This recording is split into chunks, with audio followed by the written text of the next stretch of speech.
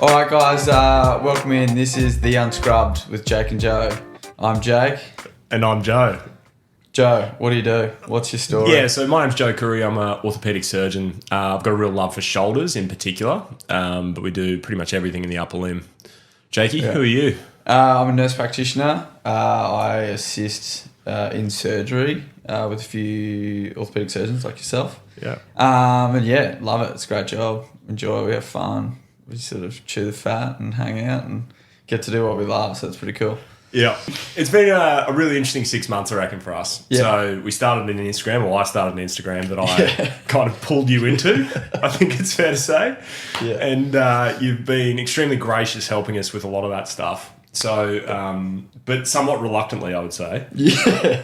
Yeah, not a big social media guy, but I mean, the fame has come to me. I've just been one of those little guys in the background just hanging out. No, it's been really fun. But I was a little bit surprised when you came to me with the idea of potentially doing a podcast together. Yeah. So, the idea with that came from, I tend to listen to a few podcasts, and although I don't want to take work home or be thinking about work when I'm not there, it's cool just sort of getting ideas and talking and educational videos.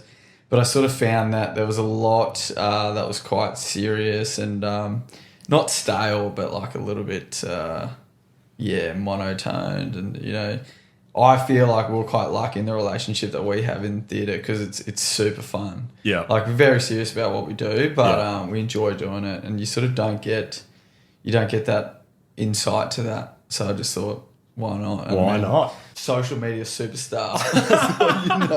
You got the following for it. It's been a really confronting journey, the social media thing, I reckon. It's not big in medicine. It's non-existent, because I think the interesting thing about social media in healthcare is the scrutiny of it.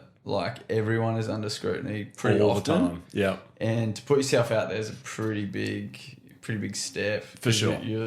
The public eye is there to watch. Yeah.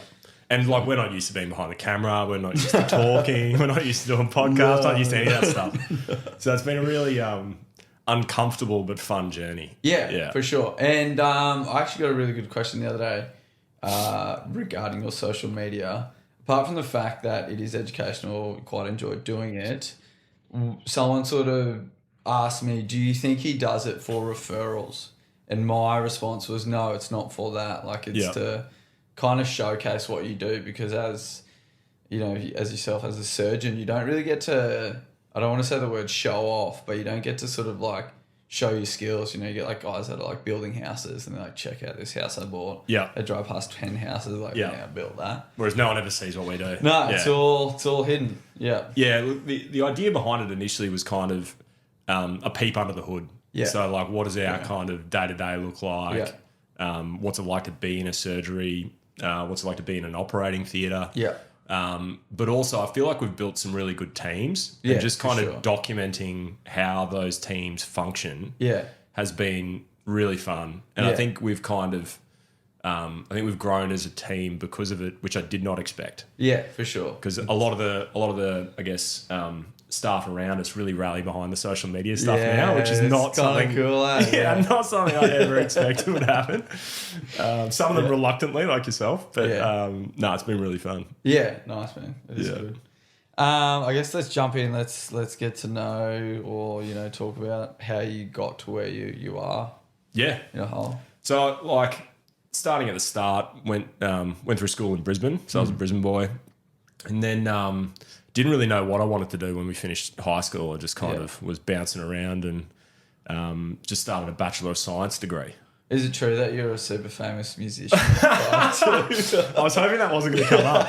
I was basically just playing in a band and skateboarding around Brisbane at that point. Yeah. And we were having a really good time with the music stuff at that point in my life. And then my dad was like, what are you doing? You know, where are you going? What's the plan? Yeah.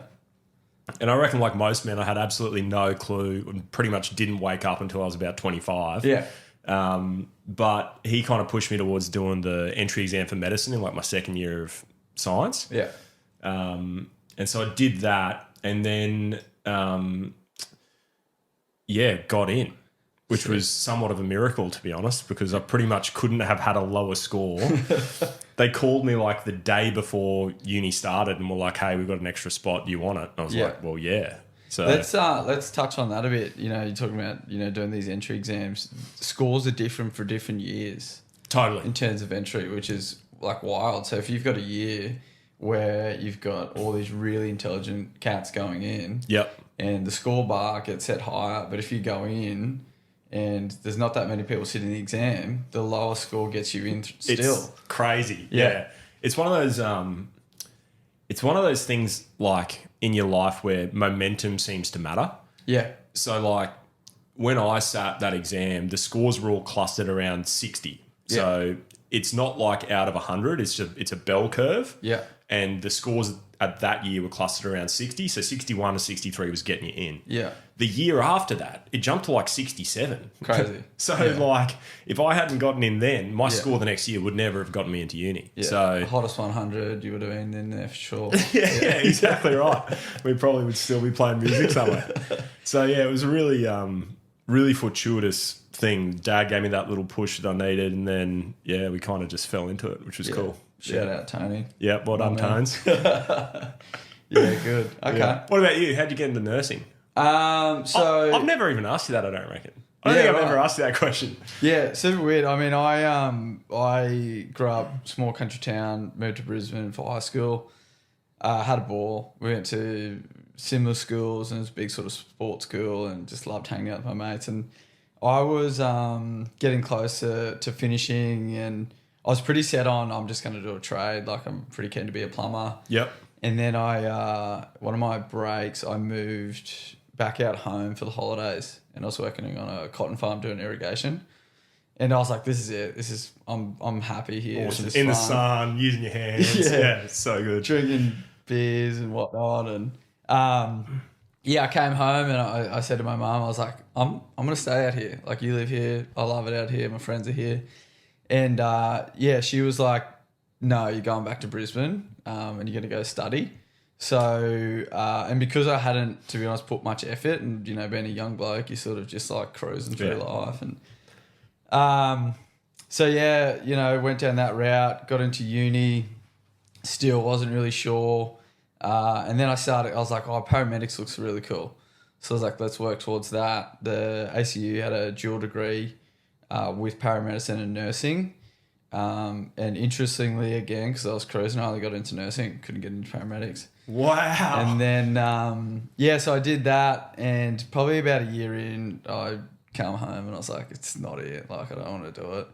And my folks were like, get your piece of paper. Just do it. Yeah. When you finish, do whatever you want. Yeah. My dad gave me the same advice. Like 10 times I wanted to drop out. And it's probably like the best advice I've ever gotten. 100%. It's like, when you learn to sort of commit to something, and even when you're in that tough time of doing it, you just got to get through it. 100%. And it benefits. So I finished that. I went down on a road trip down to Tasmania with a good mate of mine. Yeah. And I put in a few applications for grad positions. Never had done surgery in my whole entire degree. And then anyway, I put an application in at the Royal Brisbane, and I got a call, and they said, hey, you've got a position in the operating room as a new grad nurse. And you'd never been in an operating room before? Never done it. So I just rolled in, and at first I was like, this is wild. Like, I mean, there's this big sort of taboo thing, like behind those doors, no one knows what happens unless you work there. Yeah. And did it, loved it. Got really stuck into that. I found orthopedics pretty early, and I was like, this is it. This makes sense to me. So what drew you to orthopedics at that point? I'm not going to say it's the boys club mentality, because I don't think that really exists anymore. But it was probably just the concept of fixing problems with hardware. And another really good thing is, for the majority, I would say that a lot of patients in that aspect are not unwell. They're not sick people. Yep. They've had these crazy accidents, this trauma. Yep. And, they get pieced back together and they go back out living their lives to, the best they can. Yep. So that aspect I really liked. You'd talk, you'd walk in and, how'd you do this? And I was doing something crazy. And you're like, that's cool. Let's get this fixed. Let's help out. And, Yeah, I did that for about 3 years, and I sort of hit a bit of a roadblock where I was not happy with what I was doing. Yep. In the sense that I didn't feel like there was much more past that, and I was like, I feel like I'm going okay at what I'm doing, but I just you felt topped out a little bit, yeah. So then I left nursing for a year, and I went over to the dark side, to the company representative side. And I mean, that sort of role is super interesting. Yeah, just explain what that is, because I don't think many people will understand it. Yeah. So basically, when these implants are getting put in, there's so many different companies that supply them. Yep. And what your role is to do is you're a case support sort of personnel where you go in to all these different hospitals. You got a schedule, and you've got 5 operations for the day, and they're across 3 hospitals. Yeah. And you will be there, and you will be sort of educating and instructing both the nursing team and sometimes the surgeon team on sort of what to do in the process of using it. Not to say that you're telling them how to do it, but you're sort of telling them what you need to do it. Yeah, it's almost like quality assurance of the gear in some ways. Like 100%. If there's a problem with the equipment, or the nursing staff don't know the technique, or there's a junior doctor doing a procedure that hasn't used it before, then the rep will kind of guide the steps of implanting the implant so the implant has a good outcome. Yeah, for sure. It's an awesome service the companies provide, I reckon, but I reckon it has to be one of the hardest jobs. It's very challenging. Because you're going into a room, maybe you don't know anyone. Probably don't know You don't anyone. know the surgeon's preferences. No. So I remember during training seeing some stuff happen with reps that was just like... Yeah. Scary job. The craziest thing about that job is it takes like years to gain trust, and it takes a second to lose it. 100%. Which is like... That's a high stress role for sure. And those guys are super underrated in what they bring to the team. Definitely. But tell us about your experience with it. Yeah, I mean, I had pretty good experiences. I worked under Big Jelly, so that was cool. That guy's a wizard. And but yeah, when you start going out on your own, and it really puts you out of your comfort zone early. So I really value my time that I did with those guys, because you walked into a room, you got to introduce yourself. No one knows you. They don't care that you've just come from orthopedic trauma at the Royal. No, don't care. Not a problem. No. So yeah, you're easily... It's easy to become public enemy number 1 when things don't go well. Yep. And so yeah, that I found it interesting. It was very challenging. Time management's a huge thing. Lots of travel. Yep. So yeah, after a little while, I sort of was like, I don't mind this job. It's pretty good. I'm getting confidence. But that was when I actually witnessed a nurse practitioner in surgery, and I'd never seen that before. Yeah. And I mean, to put it into perspective, if you're assisting, basically you have a consultant surgeon in private practice, because those guys don't have junior doctors that are training. And you just work as their offsider. They're like the bridge between the surgeon and the nursing team. Yeah.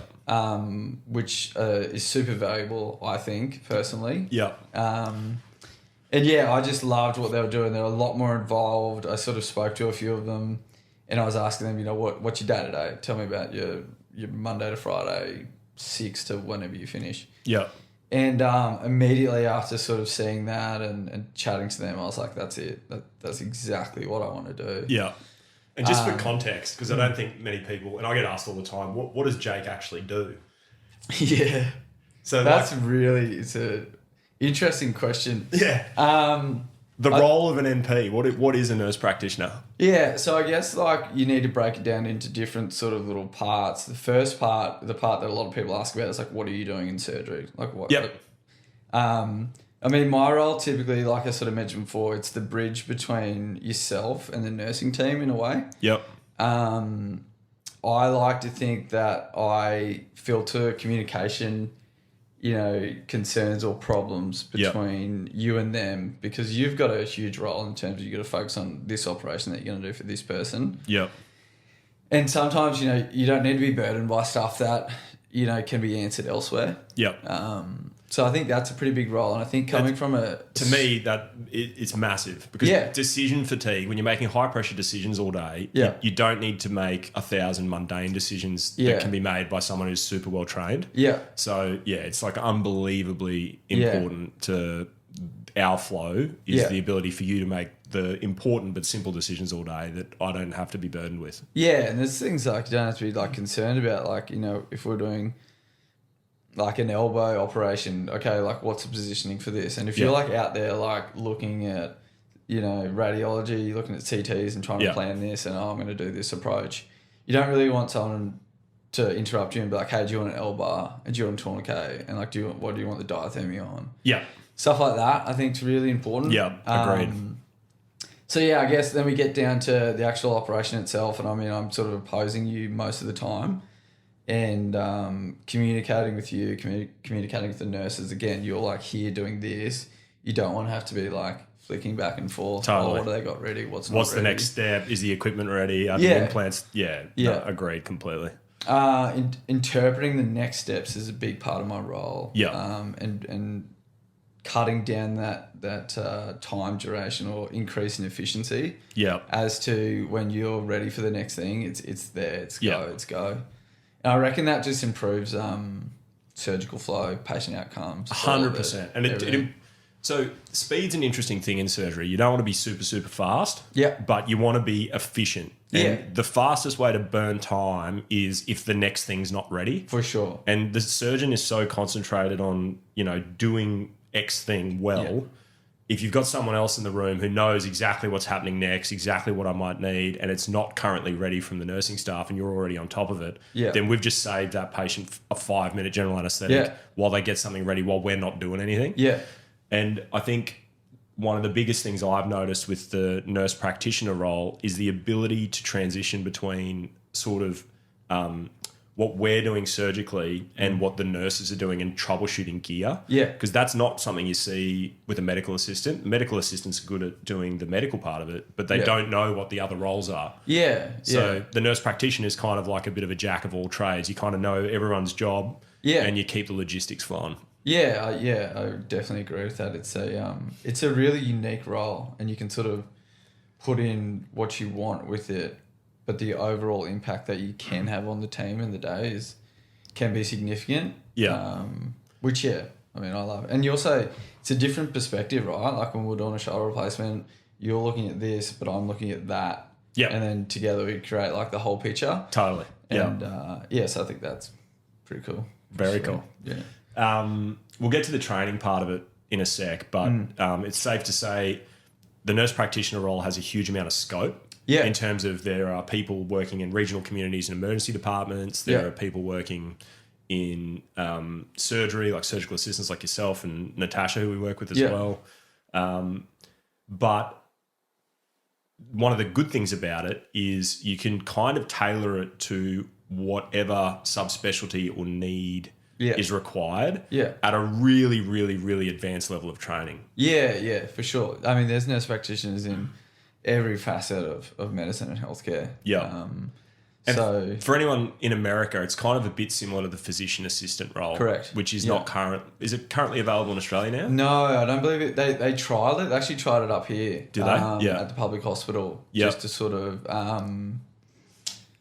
to take stress off a few other roles, to sort of integrate that broad perspective role where you can sort of jump in here, jump in there, and sort of help everyone out in the whole. Yeah. I went down to Brisbane, had a dinner with a physician assistant over in the States, and she worked in private practice in orthopedics. And like there, it's it was really unique and it was a great experience to chat to her and see what they do. The similarities and the differences. It is similar. Yeah, it's very similar. They probably have a lot more involvement in I would say pre-op workup. So we obviously use our physicians in the hospital to do a lot of the pre-op workup, ordering your pathology, radiology, stuff like that. They're a little bit more involved in that. Which probably gives them, I guess, a bit of an aspect where they their rapport with patients really good because they've really been with them the whole journey. It's interesting. I think it's something that could definitely be included. So you first saw that role when you were repping. Yeah. Yep. Yeah. So as soon as I found that, it was one of those things where you just had this feeling like that's what I need to do, and I went into work and resigned. Straight away. Well, pretty close after. Really? Yeah, Really? which was like it was sad to see, and I definitely appreciate what the guys did for me when I was working with them.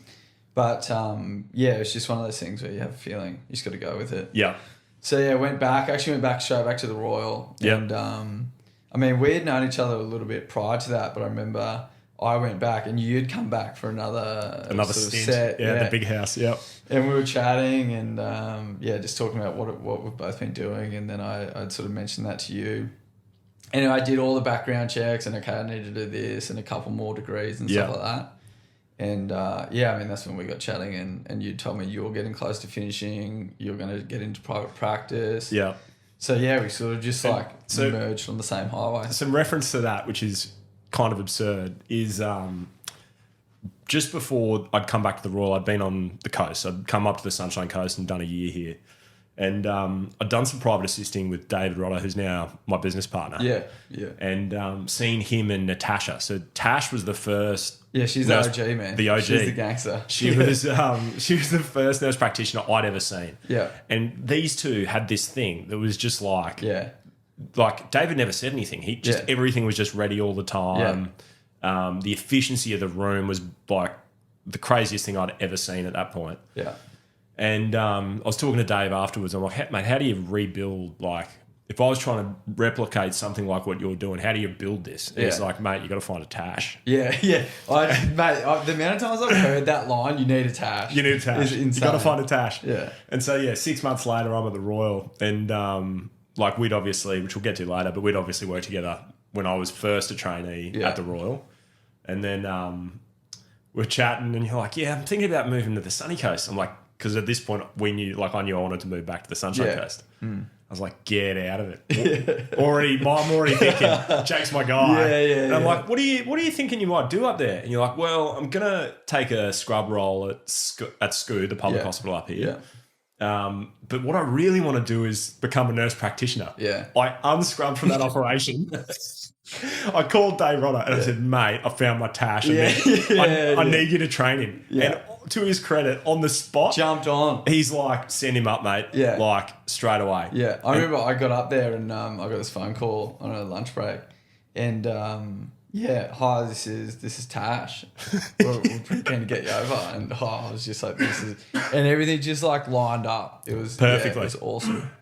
Heaps of fun. I mean, training under those guys is, you talk about like efficiency, and there's something that's not in a single textbook that you'll ever read about surgery, and it's surgical flow. Yeah, 100%. Those guys have it down pat. Like, it's crazy. Yeah. And it's not even something you can train for. Can't train. No, it's like this symbiosis between two mind, and you're just like flicking through stuff, and then you finish it, and you're like, that was sick. And when you feel it, it's just it's the best feeling ever. Everything's just like going in and out. Yeah, it's just unreal, isn't it? Yeah. I mean, then I jumped on board with those guys, enrolled in my nurse practitioner course. That was a pretty tough time. I was working a lot and studying a lot. So it was a lot of, it was just a lot going on. I feel like I just sort of got like annihilated a year of my life because it's sort of this shortened, intense course.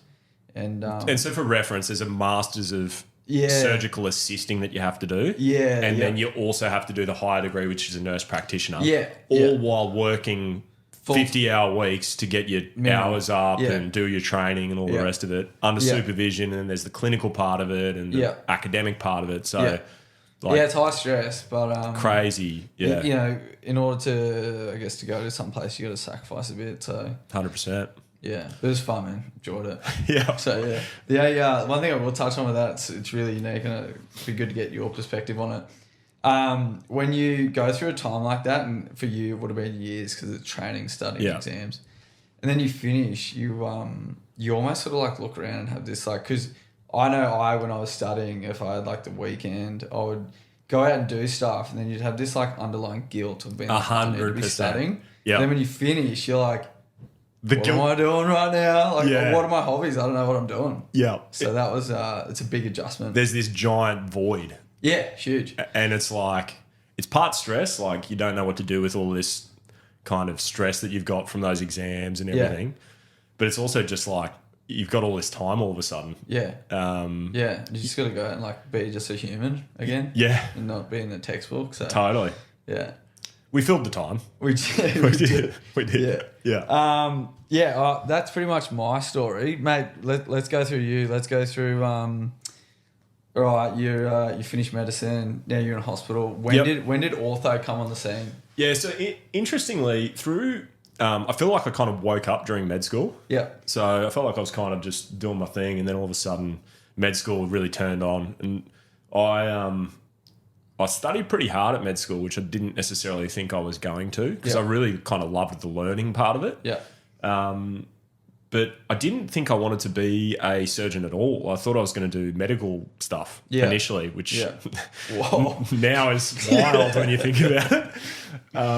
So I was kind of really into that initially. And then I got through to surgical specialties training. And in particular, we went over to New Orleans for 3 months. Yeah, okay.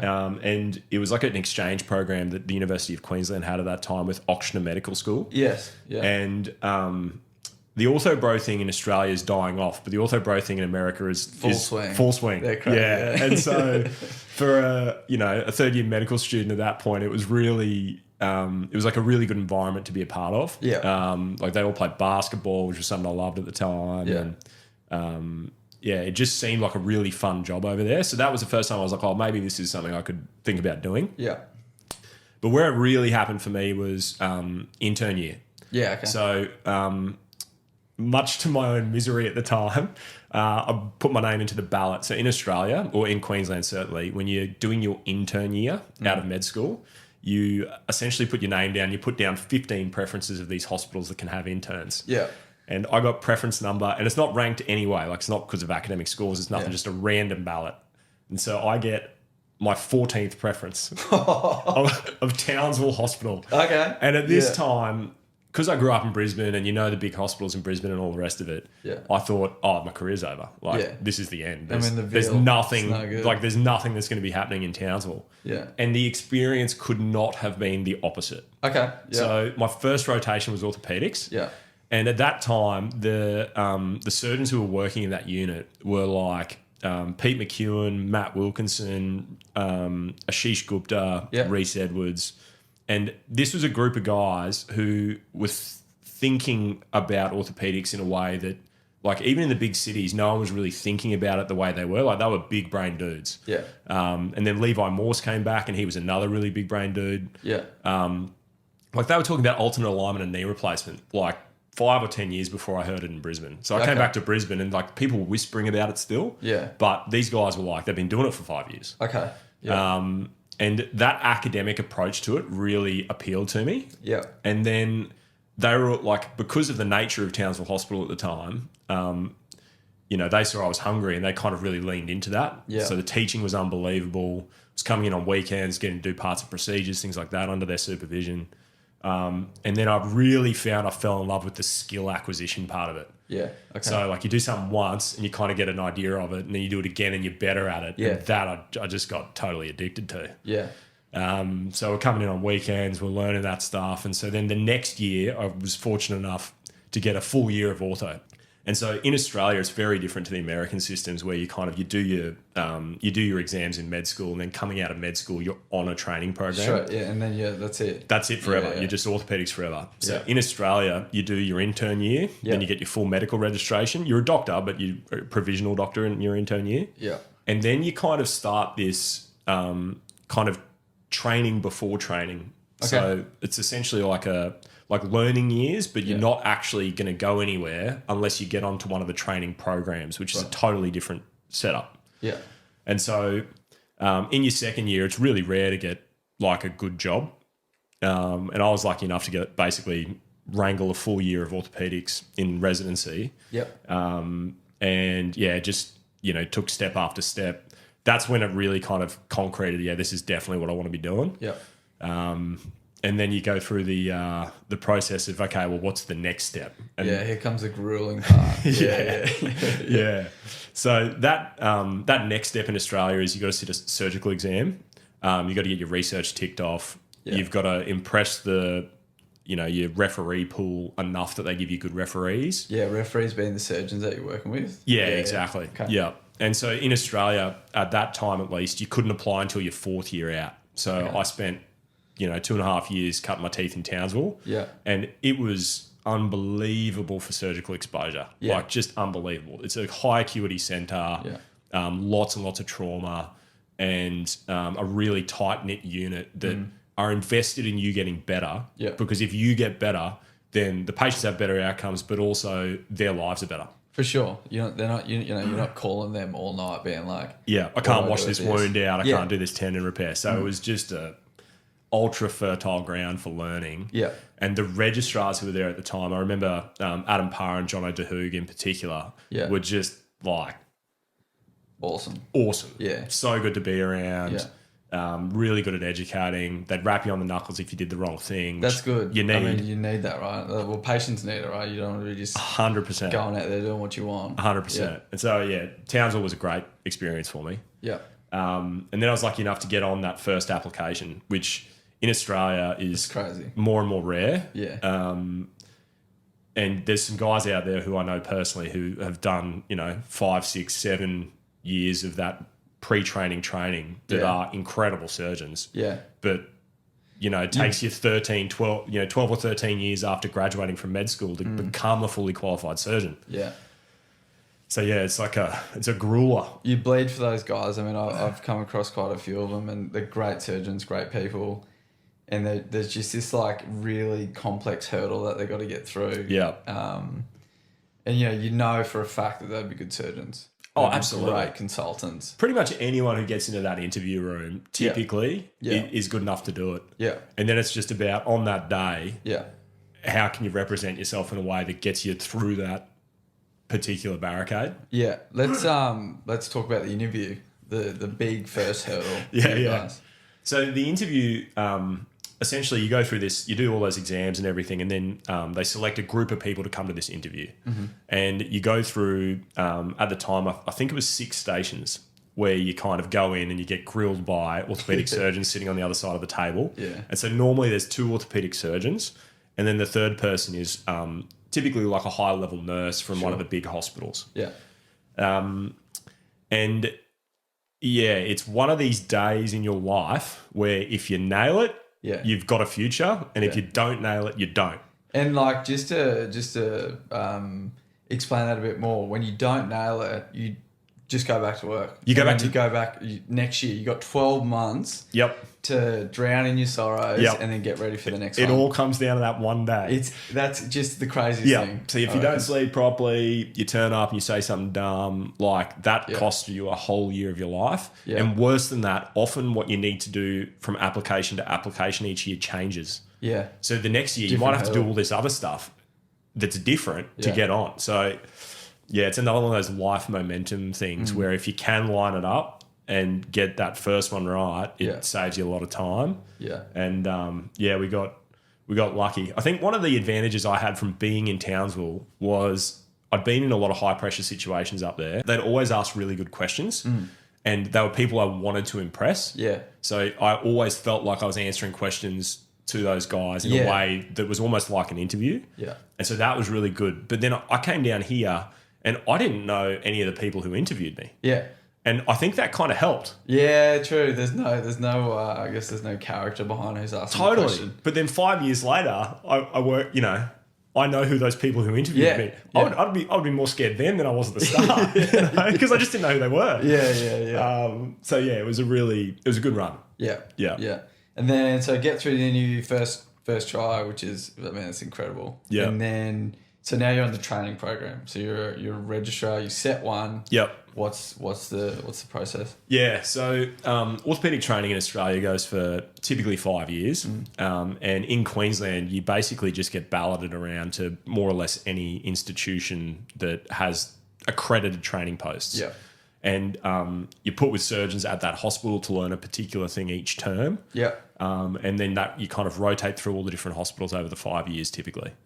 And so I've come from Townsville and the bush, and a good mate of mine, someone who became a really close friend of mine over time, Chris Conyard. He'd come from Cairns, and we both got allocated the Royal, which is where you were working at the time, as our very first jobs. Yeah. And I will never forget the feeling of being in that meeting on that first day. So in Townsville, it's like a big round table. Everyone sits around. No one's wearing a tie. Yeah. At the Royal, it's this room and you're all kind of sitting looking at a screen. Yeah. Everyone walks in there and all the bosses are in suits. Yeah. Everyone wears a tie. Yeah. And these young guys get up and start presenting cases and they just sound incredible. Yeah. And I was like... This is the medal meeting, just to...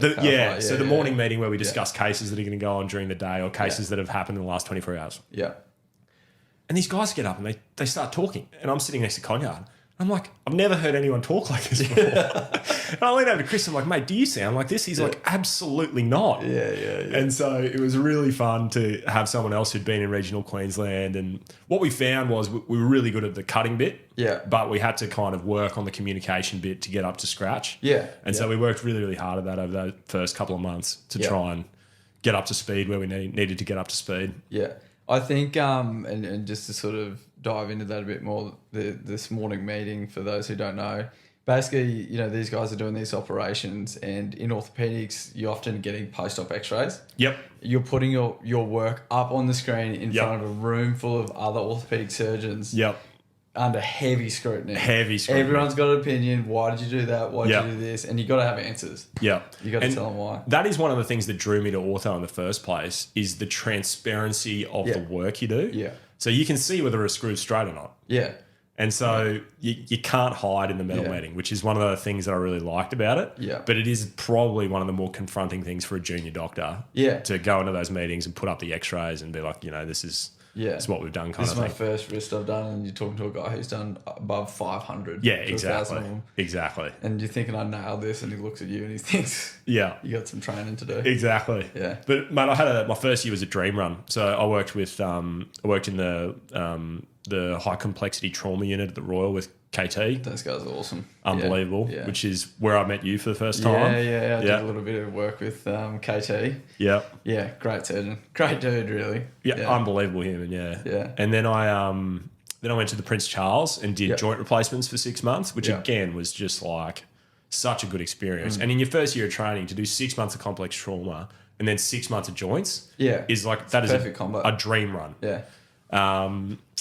And so then I went back to Townsville and had the best year. Got big guns. Set two. Set two. Check this out, boys. Yeah, it was really, really, really fun. So just going back and seeing all the people you knew. Yeah. One of the really hard things about training is building a relationship with the unit and the bosses in a small amount of time. Yeah. And I'd done it twice in the first year of my training. So I'd done it at the Royal, and then I went and did it again at Charlie straight away.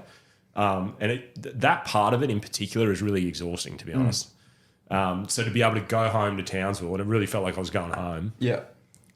And kind of be greeted in a way that's like, oh, it's so good to have you back. You know? Yeah. And like, you're like, I mean, for those guys, right? Like, they change you and they've progressed you, and they're coming back to see the fruits of all their labour. Exactly. And they knew, they kind of know you already. They know what you could do when you were there. Yeah. And so, it really just was great. I was there with a really good other trainee, and we had a good year. Yeah. It's bloody hot in Townsville. I'd forgotten how hot it was. Yeah. I remember reading something about, no discredit to them, but, the infection rates in Townsville, because of the humidity and stuff, like they do tend to go up. Yeah, that was published out of Cairns. Yeah. So there's certain tropical times medicine. Tropical medicine, right? So it was really, it was bloody hot, but it was a good year. Yeah. And then we came to the sunny coast. Yeah. And new hospital, Sunny Coast is the big new thing. Mate, I was the first trainee back here. So there was a period of time, for those of you who don't know, the Sunshine Coast University Hospital is a big public hospital up here, but it used to be Nambour General Hospital before SCU opened, which was a smaller unit, but a busy unit. And during the transition from Nambour to SCU, they moved a lot of cases into the private sector. Yeah. And so they lost the trainees. So I was the first trainee back at SCU after they'd lost their trainees, which was great timing because everyone was doing everything they could to make it a good year for me. Yeah. And I learnt a lot. But what I really learnt was having grown up in Brisbane and all the rest of it, I'd really developed a love for regional Queensland. Yeah. So all my time in Townsville and then moving to the coast, I was like, oh, this is where I want to be, you know. Yeah. So I'd always thought I wanted to go back to the Royal and be one of those guys in a suit at the front of the meeting. And the place is awesome, man. Like it's such an epic place to learn. And to this day, it's the best hospital I've worked at. Yeah, and the stuff they get through there is insane. Incredible. Yeah. So it really is like a great fertile place for learning and, you know, even when you're at the peak of your game, things come through that door that you're just like, I'm not sure that we can fix this. Yeah. You know what I mean? And you don't necessarily see that everywhere. Yeah. So I'd always thought that's where I wanted to be. But then having gone back and lived in Brisbane for a bit and then gone and lived in regional Queensland, then come here, I was like, this is it. I can't live in Brisbane. Yeah. So, tried to lay down some foundations in that third year here. You know, which we did. Yeah. Tell them that we wanted to come back and try and, you know, develop a skill set that would fit. Yeah. So there's a big thing in Australia that we always talk about, and it's fellowship. And what fellowship did you do? Yep. Fellowship is you've finished your training. Yep. And you go away for a year, and typically people go overseas. They go learn new things that aren't getting done in this area. Yep. And they bring them back, and then obviously Australian medicine and orthopedics just, you know, you get all these influx of these new techniques and stuff that people aren't doing, which is cool. So where'd you do fellowship? Yeah, so we got through the small hurdle of the exam. Yeah. And then went and did fellowship in New South Wales. And so there were a few things that we considered when we were picking a fellowship. Yeah. There was some personal stuff like, do I want to leave Australia? Yeah. And at the time, it didn't make sense to leave Australia. Yeah. So what I really wanted to learn was how to... Orthopedics is one of those things that I feel like if you can see something, typically you can fix it. Yep. But seeing it properly can be really hard. And, you know, there are certain techniques that let you see things better. And so there's a guy in New South Wales, Ed Bateman, who I'd heard about through KT actually. Big wave surfer. Yeah. Big wave charger. He was known for just incredible exposures. Like the guy he can get into any joint and out of any joint in the body beautifully. Yeah. And on top of that, he was doing this thing called a lower trapezial transfer, which is something I really wanted to learn. Yeah. And it's a technique for kind of rotator cuff tears that can't be repaired anymore. Yeah. And so I got KT to call Ed for me, and, you know, he was kind enough to put in a good word. So I wasn't a total, you know, hack. Yeah. And I went down to spend a year with Ed, and he just totally opened my eyes to what was possible, and he totally changed the way I operate. Yeah. Which you got to think at that point in time is pretty confronting, actually. Yeah, you just spent years and years honing in on your own skills. And I thought I was pretty good. And then this guy's like, throw those out the door. Yeah, I thought I was pretty good. And I went and watched Ed, and I was like, I'm no good at this.